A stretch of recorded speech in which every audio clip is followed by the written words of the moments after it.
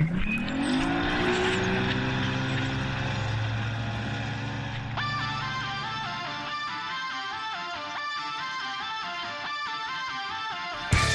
Eyes on Fishing with Mitch Peterson, Josh Sheldon, and Brad Qualley, leading you to the next level.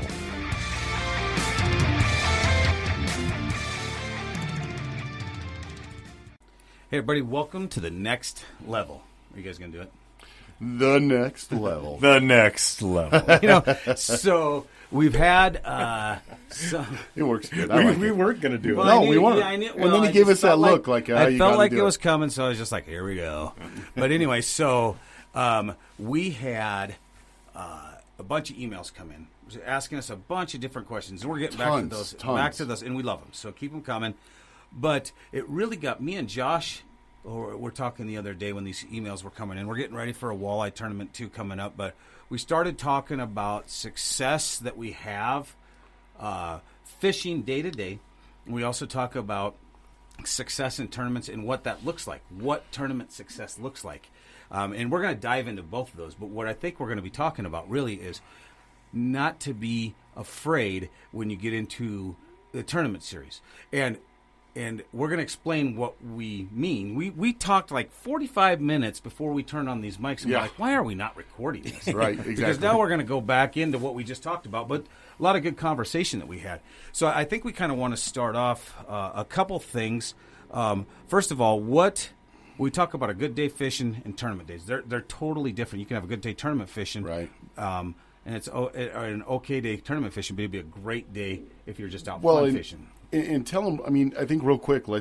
I want to start in how we got started. Yeah. Yes. Let's kind of tell them how, how these email questions, so they know when they do email us, kind of the conversation it sparks between the three of us. Mm-hmm. Because I think this episode is a culmination of the email questions and us discussing it, what we have seen as tournament directors and a new role as tournament directors.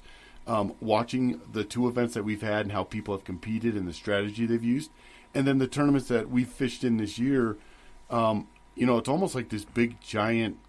I feel like a little bit like a whack-a-mole. I'm learning a lot, but it's like a beating learning. Oh, I'm not going to do that again because I'm going to catch one in the chin. I'm not going. It's funny because the conversation that we had, and we'll dive into it in a minute, that we had, because this is your first year running tournaments. Me and Mitch have had the benefit of doing it for 5 years. We've had this conversation back and forth, and I think it's probably because the time that we did as Weighmaster Tournament Director in a different circuit that we did. Well, it's kind of messed me up a little. I mean, I go in. It's going to make you better, though. It will. It will eventually, and I think that's what this podcast is going to be about. But I have gone in with a different attitude than what I have seen the winning teams take as a tournament director. And I think that's, to me, what I've pulled away so far is very interesting. And then when we get these emails asking us, what do you do when the water starts to drop? Where do the fish go? Or what do you do, let's say a thermocline question. Like, what is the thermocline? Do you fish the thermocline?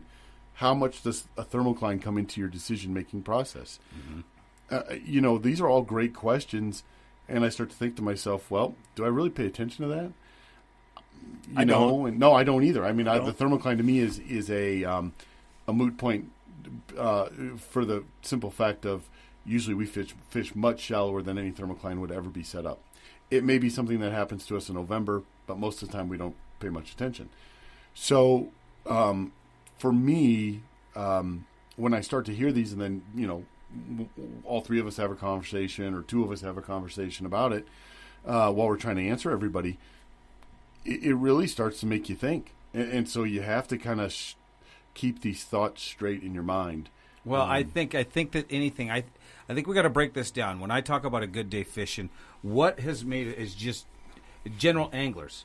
Because a lot of the folks that listen to this podcast, they might be doing tournaments, but I think a lot of them probably are just going out to fish. They want to get out on the water. Maybe not. I would say for the podcast, but for the next level, I'd say a lot of our next level listeners are guys who either do fish tournaments, have fish tournaments, or are interested in fishing tournaments. It is. Yeah.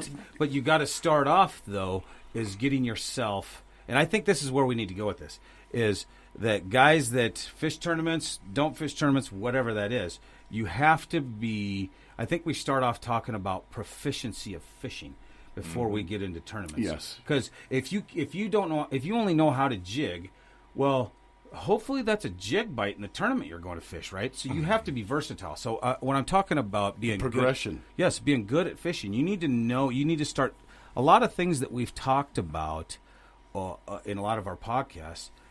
You have to start putting some of that together and start really thinking about.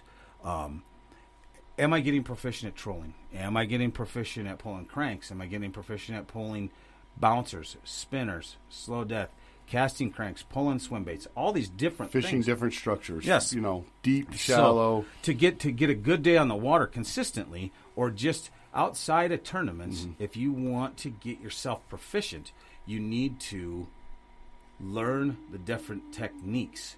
Because if you only know a technique or two, you're going to have a hard road to hoe if you're going to fish a multitude of tournaments. Well, we've said it 100 times. It's consistency. You want to be consistent, and consistency wins. But you can't be afraid to go for the big fish. You have to know how to go for the win. Yeah, let's dive into that in a little bit later. So let's talk about our presentations. What do you think is consistency in that, Mitch? Well, just like you said, what's a good day on the water for most people? Catching fish, right? Right. And just to your point of if you can jig really well, but that's about all you've ever done walleye fishing, yeah, you better hope the jig bite's going, in June. Probably is. You get into August or September, go try your same spots with the jig bite. Yeah, it might be pretty tough. So that's where I think, and this is what we all got from tournament fishing was it forced us to become proficient in all the different techniques and everything. Different times a year, too. And we do. We switch it up. We'll switch it up, of course, even that same day fishing. Just because, hey, this is working better, or I think this will work better, so we go try it. So we are pretty even, I think, on we could all go out and probably catch fish. Yeah, pretty much anywhere, anytime. I mean, come on. There's gonna be days. There's days Yeah. for all of us, but at the same time, we will throw different techniques at them in different locations until we put it together. Right. Yeah. Right. Well, and that is almost the definition of a fishing guide, right?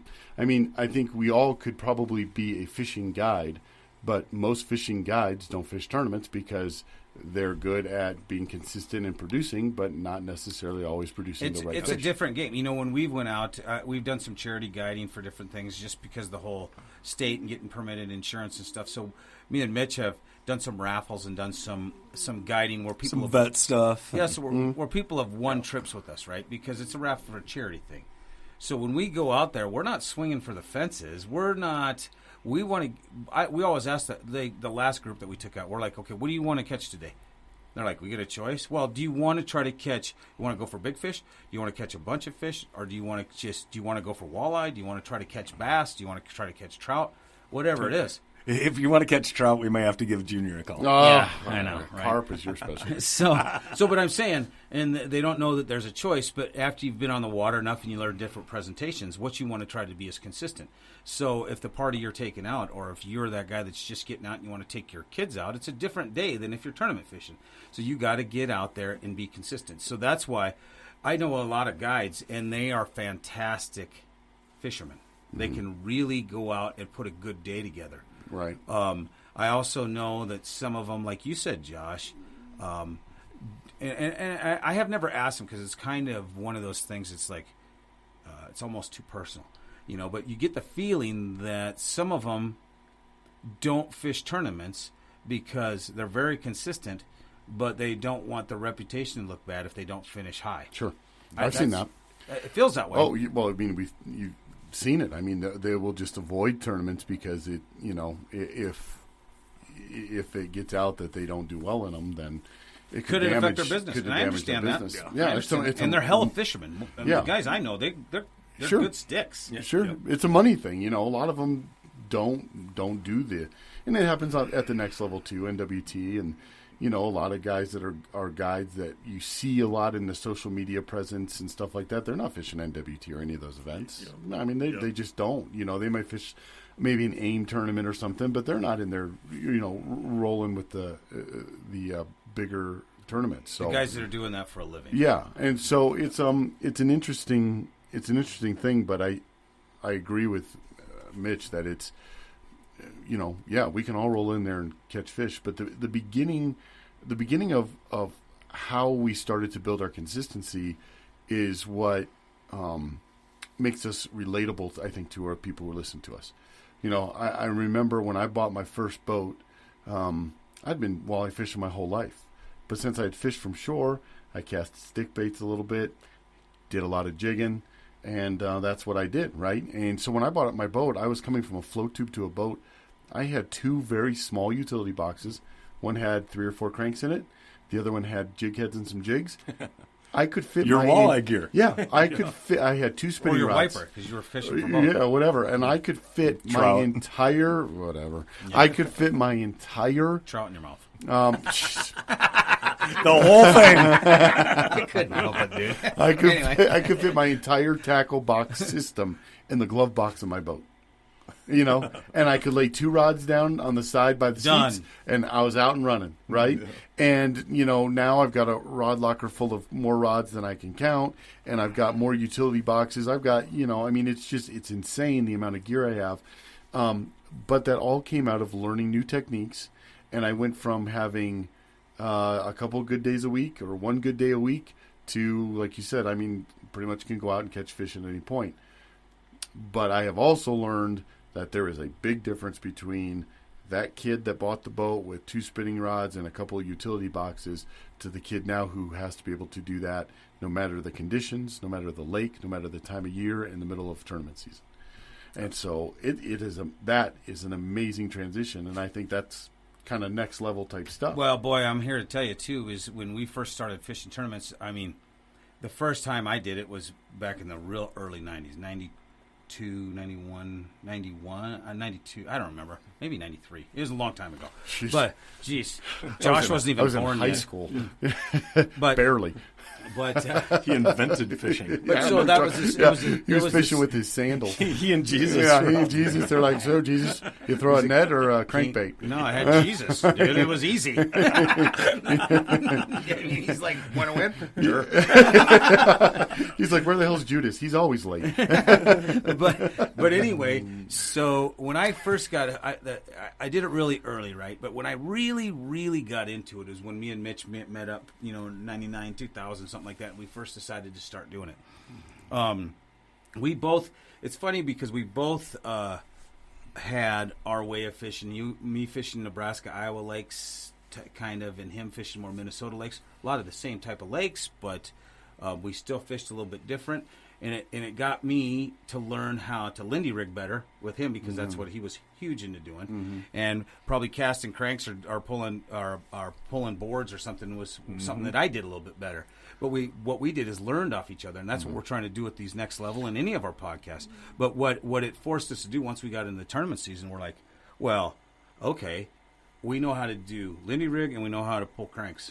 Yeah. Well, that's not what's happening today. Right. Because it happens to be in late August, and it's a slab bite, and we're like, what's a slab? Yeah. You know what I mean? What the hell is that? So it forced us to do this. Now we bought a bunch of tackle for slabbing for when we're fishing August, September, whatever, later on down the line. Or you can actually use it in a year, all time of the year. But you know what I'm talking about. Well, and then you 2 sissy boys moved west and really had to learn how to fish because, now you throw in some pretty tough weather conditions and some pretty tough water conditions and, it's a different story. It's a good place to become a better fisherman. I think it is. Colorado. It is. It definitely made us grow and learn, and for the folks that are listening to the podcast too, that we have a lot of stuff out there for what is going to, put you on the fish at different techniques. So I think that's where it starts. Is you got to have the desire, or want to go out and do it. And if you only got one technique, or you're that guy that can put everything in his fishing glove box, and you have 2 poles, cool. Start there. What can you do? Oh, absolutely. It was a great start. But what can you do with that gear? Right. And then listen to one of the podcasts, read an article, talk to somebody else, whatever it is, and say, "Wow, I didn't know how." Like planer boards. Let's just say that I never even heard of those. Look them up, start fishing them. Now you've just learned another technique. Oh yeah. You know what I mean? It's that the was same me, thing. dude. Yeah. That was me. I had no idea what a planer board was. I was absolutely almost insulted. I had to go buy different fishing rods and reels to use these planer boards. You know, I mean, and again... But that's all part of the learning. Absolutely. You really didn't have to, because we see guys do it right now that they use their spinning rods, and what happens is they can do it. It's just not getting I don't them know. to I the don't next even think level. you could. I think you snap your spinning rod half. I fished a full fall season pulling a board with my one spinning rod, holding it, sitting on the front of my boat. Yeah. And I caught tons of fish. Did you? Yes. Oh, yeah. You can do it, but I'm just saying. But once you get in that, you're like, okay, to make this better, I'm going to get a trolling rod. I'm going to put them in rod holders. I'm going to get a line carrier. And then, so that's just how it starts. Yep. You start getting the gear that's going to make you more proficient, but you start understanding how to use that gear, and you start understanding the different techniques. Oh, yeah. Yeah, but I just remember, I mean, I could see the black hole developing under my bank account as I started to do more of these techniques, because it was like awesome, though. Yeah, it's like, It's okay, awesome. now you need this, and you're going to really want to do this. You don't have to. Like, I mean, it's like with the game we play, right? Yep. You don't have to, but you're probably going to want to. Yep. And I think that's the piece to keep in mind as we discuss this stuff is, you know, we all had that starting point, but here we are. And then that's where we go from the difference between a good day where you're, like you said, caught tons of fish, hold your one spinning rod with a board off to the side of, you know, your 13-foot aluminum or whatever. And the difference between, you know, owning the tournament-style boat, and you got the rod holders up and down the gunnels, and boards are everywhere, and you've got boxes and boxes of just crankbaits, not to count jigs, swim baits, you know. Whatever. I mean, it's just insane. So, but that is the difference. And I think that is the difference between a consistent fisherman and a winning fisherman. And, but as we were discussing before we started recording, hold on to those roots. And that I am learning that this year in a big way. Is you have to hold on to those roots because they produced fish, and you got good at them, and that's what you fished for years and years and years. So hold on to those roots and adapt them with the new knowledge you have, but don't forget how to drag a jig across the bottom. Don't forget how to use a boat to move your Lindy rig. Don't forget how to, you know, if the fish aren't biting, you can go and pull a long line, you know, an 1/8 ounce or a 1/4 ounce jig head on a long line behind the boat, and just let it sit way out there and just move across the rocks. I think one of the things, and you know, it's good to have a bunch of different techniques that you can fish, you know, and it's just good to be able to go out there and have a good day, right? But I think it's almost becomes paralyzing at times, because I know that me and Mitch have on the water. We've been out pre-fishing. Conditions change day one in a tournament, and that where we were out pre-fishing are 3, 4, 5 spots that we've located not there, and a lot of times you're scratching your head, right? So going back to the techniques that you know, now you're starting, oh my God, we know how to do, let's say, 10 different things. Where do we start now? Because it's not working. Just start getting through it. Because once you've built up that knowledge base, you will figure it out. But the problem, and we've talked about this, Josh, the problem is out of those 10 techniques, you usually end up gravitating towards probably 2 or 3. Because those are the ones that are consistently putting you on quality fish. Not huge fish, not dinks, but they're putting you on quality fish. Right. So that's where the paralysis comes in tournament fishing. Yes. So we go out tournament fishing right now. I think one of the big problems, Josh, you talked about this, and I thought it was, you probably hit it right on the head, and me and Mitch talked about it too a little bit, but is a lot of times when you're going out in a 50 boat field, 100 boat field, whatever that is, could be a 20 boat field. A lot of times fishing for consistency is huge in tournament fishing if you're looking to try to establish yourself through a season to get somewhere else, like a team of the year or NTC or spot, exactly, or whatever that is. Well, whatever, just to establish yourself in that circuit. Yes, there's a difference right there of, so are you fishing big or are you fishing consistent? Now, me and Mitch, a lot of times, our goal is everybody wants to cash checks too, but we really enjoy going fishing the big show at the National Team Championship and getting invited. So a lot of times we're fishing, we want to get in that top 10 all the time. Yeah. I mean, and that's not easy to do, but if you're consistent with all these different techniques, you can get there pretty, not easy, but you can get there. You have a good chance of getting there. Right? Yeah, more times than not you can get there. Like you said, Josh, I feel like a lot of times, because you're in that consistency mode, that you're fishing for 12th place.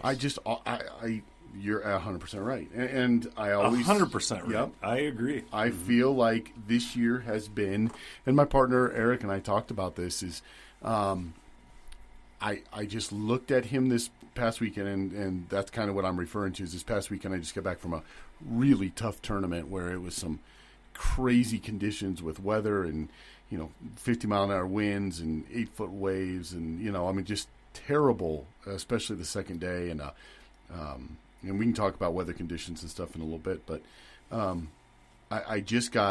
we were in 20th place after the first day.